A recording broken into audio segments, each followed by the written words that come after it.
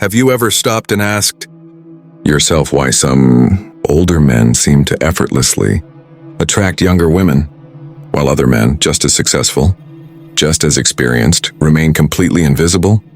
Two men can have the same income, the same career success, the same life experience, yet one draws attention without trying, and the other gets ignored, overlooked, or quietly dismissed. People love to repeat the same explanation over and over again. They say younger women prefer older men because of maturity, because of emotional stability, because of confidence, because of life experience.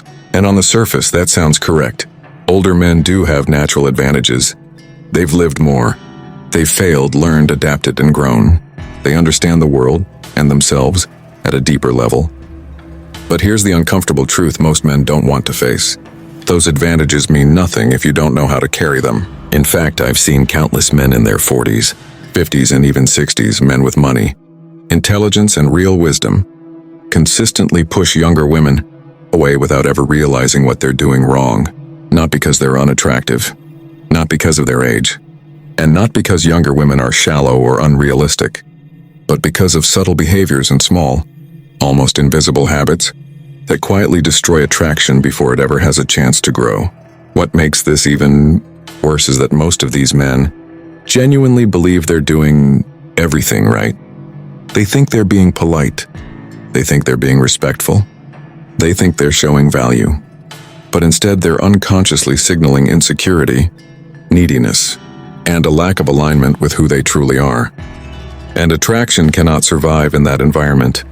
So today we're going to expose 7 specific habits that younger women genuinely dislike when older men display them. Habits that instantly reduce attraction, even when the man believes he's doing the opposite. This is not about tricks.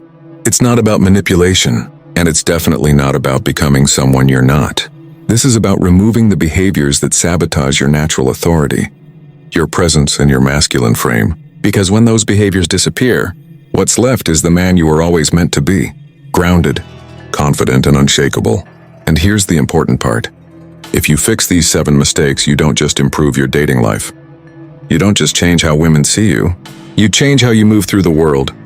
You speak with more certainty. You carry yourself with more calm. You stop chasing approval and start setting standards.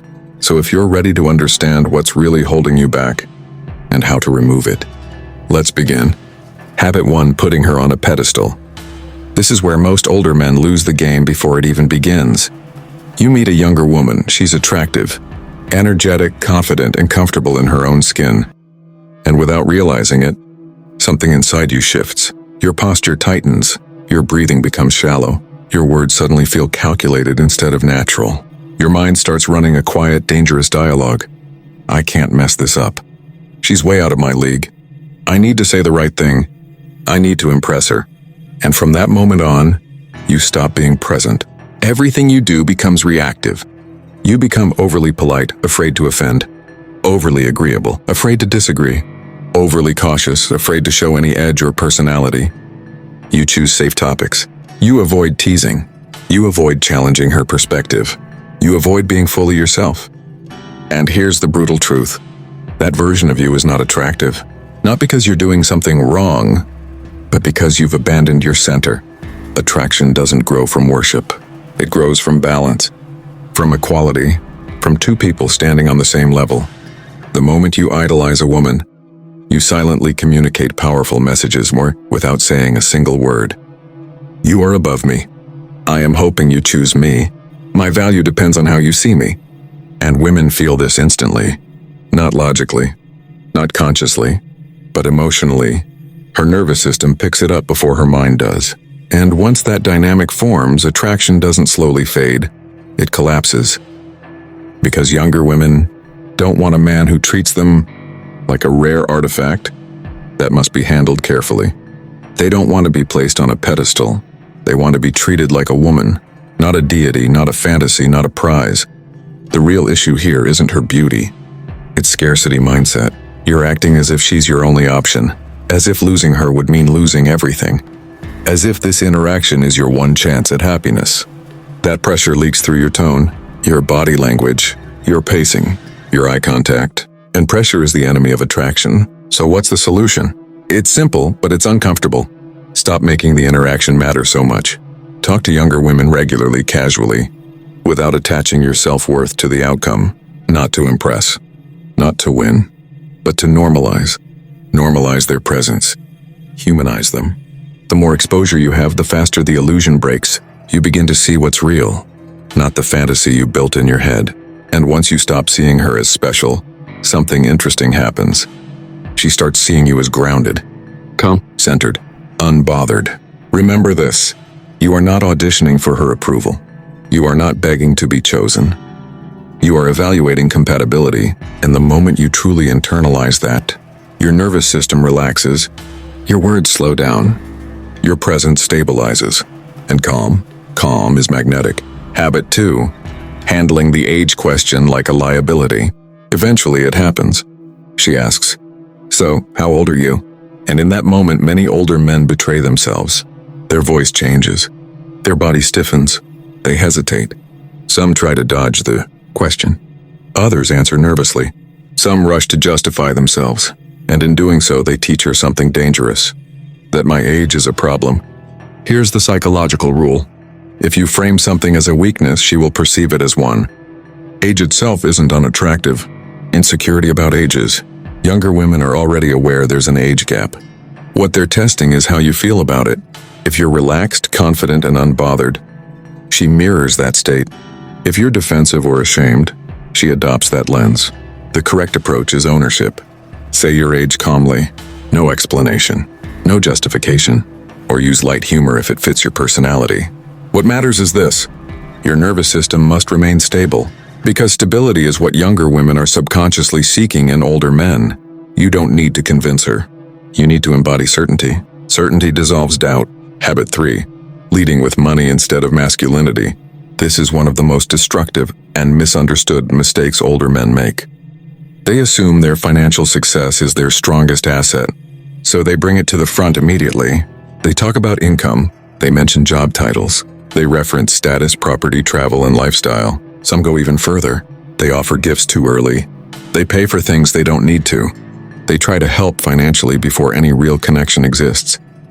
And yes, this behavior gets attention. But attention is not attraction. Attention can be bought. Attraction must be felt. The moment you lead with money, you send a silent message that most men never realize they're sending. My value exists outside of who I am. I need external proof to justify myself. I am compensating. And in that moment, something fundamental shifts. You stop being perceived as a man and start being perceived as a resource. Resources are useful. Resources are convenient. Resources are consumed, but they are not desired. Younger women who respond to money-first men are not responding to you. They're responding to access, to comfort, to opportunity. That dynamic does not create respect, and without respect, attraction cannot survive. This is why men who lead with money often feel confused and frustrated. They get interest but not admiration, access but not loyalty, attention but not genuine desire. Because money alone does not create polarity. Masculinity does. And true masculinity is not loud. It doesn't announce itself. It doesn't need validation. Money should never be the headline of your identity. It should be a background signal, quietly reinforcing who you already are. It should show up naturally through how you live, not through what you say. A man who is truly secure doesn't advertise success. His posture implies it. His pace implies it. His boundaries imply it. He doesn't over-explain. He doesn't over-give. He doesn't over-invest. He lets his composure speak. He lets his standards speak. He lets his silence speak when needed. Money is powerful, but only when it is not being used to fill an internal gap. The moment you stop trying to buy attraction, you make space for something far stronger. Respect. And respect is where real attraction begins. Habit 4. Hiding behind the mentor role. Many older men approach younger women indirectly, without even realizing what they're doing. They don't flirt. They don't express interest. They don't create tension. Instead, they offer advice. They help solve problems. They guide, teach, and support. On the surface, this looks respectable, even admirable, but psychologically it's avoidance. It's a way to stay close without risking rejection, a way to feel useful without being vulnerable, a way to delay clarity while pretending to be noble. The moment you position yourself as a mentor, something critical disappears. Sexual polarity. You remove yourself from the realm of desire and place yourself firmly in the realm of safety. You become the man she respects, but doesn't imagine. And then weeks or months later, when you finally reveal romantic interest, the reaction is rarely what you hoped for. It feels sudden to her, confusing, sometimes even uncomfortable. Not because attraction is wrong, but because the frame was wrong from the beginning. Attraction requires polarity. It requires contrast. It requires a subtle push and pull. Mentorship removes all of that. If you want romantic interest, your energy must reflect it early, not loudly. Not aggressively, but clearly. This doesn't mean crossing boundaries. It doesn't mean being inappropriate. It means being honest in your presence. Light teasing that creates spark. Playful energy that signals interest. Direct eye contact that holds space instead of avoiding it. You can be wise and flirtatious. Experienced and engaging, grounded and masculine. But you cannot hide behind helpfulness and expect desire to magically appear. Women sense incongruence immediately. When your actions say teacher, but your intentions say lover. Trust erodes. Authenticity creates attraction. Clarity creates comfort. And polarity creates desire. Delayed intentions create nothing except confusion and distance. Stop hiding behind the mentor role. Show up as the man you actually are. Habit 5. Trying too hard to look young. Nothing destroys attraction faster than inauthenticity. Not age. Not wrinkles. Not experience. Inauthenticity. When an older man tries too hard to look young, dressing like a teenager, forcing modern slang, chasing trends that clearly don't suit his personality, he sends a message long before he ever opens his mouth. I'm uncomfortable with who I am. Younger women feel this instantly, not because they're judging your clothes or your age, but because they're sensing internal resistance around a man fighting himself. And here's the paradox most men don't understand. Younger women are not attracted to older men despite their age. They're attracted to older men because of it. Your age represents experience, perspective, emotional depth, a life that's already been lived and understood. That maturity is your advantage. The moment you try to erase it, you erase the very thing that separates you from younger men. Trying to keep up doesn't make you relevant. It makes you look misaligned. Confidence does not come from imitation. It comes from acceptance. Style should be clean, fitted, and timeless, not loud, trendy, or desperate. Speech should be natural and grounded, not forced or performative. Presence should feel calm and settled, not restless or seeking approval. You don't need to compete with younger men. Competition implies insecurity. You need to contrast them. Where younger men are impulsive, you are composed. Where they seek validation, you are centered. Where they chase trends, you set standards. A man who is at ease with his age is rare. A man who is comfortable in his own skin is even rarer. And rarity creates attraction. When you stop trying to look young and start looking certain, you become far more compelling than any trend ever could. Habit 6. Talking about your achievements too much. This is a subtle mistake, and that's why so many men never notice it. Older men often confuse accomplishment with connection. They believe that if a younger woman understands how successful they are, how much they've achieved, how far they've come, she'll automatically see their value. So they list achievements. They explain career milestones. They narrate their life story. Not aggressively, but persistently. And without realizing it, the conversation turns into a presentation. Here's the problem.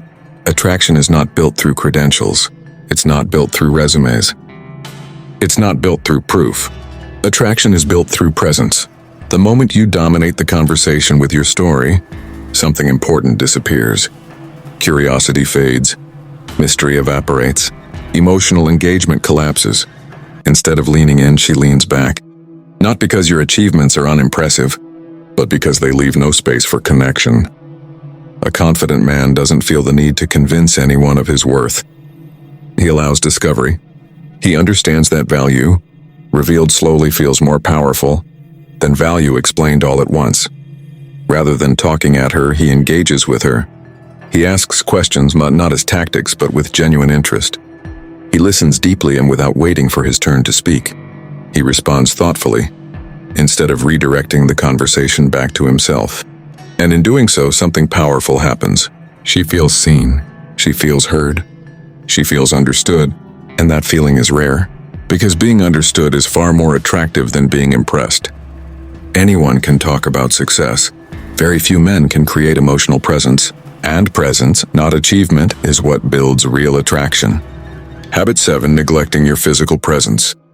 Experience does not replace effort. Too many older men rely on personality while neglecting their body. And while looks aren't everything, they are a signal. Your grooming, posture, and health communicate discipline. Discipline communicates self-respect.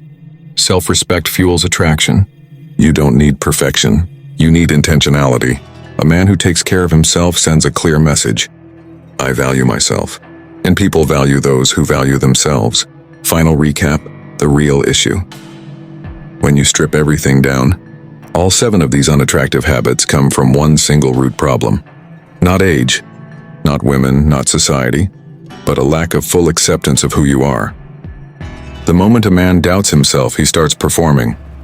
He starts chasing approval. He starts hiding his insecurities behind money, advice, achievements, or forced confidence. And women feel that immediately. Attraction doesn't disappear because you're imperfect. It disappears because you're trying to hide your imperfections instead of standing firmly in who you are. When you seek validation, you give away power. When you overcompensate, you signal scarcity. And when you apologize for your age, your success, or your desire, you silently tell her that you don't believe in your own value. But the opposite is also true. The moment you stop chasing approval, the moment you stop proving yourself, the moment you stop trying to be impressive, something shifts.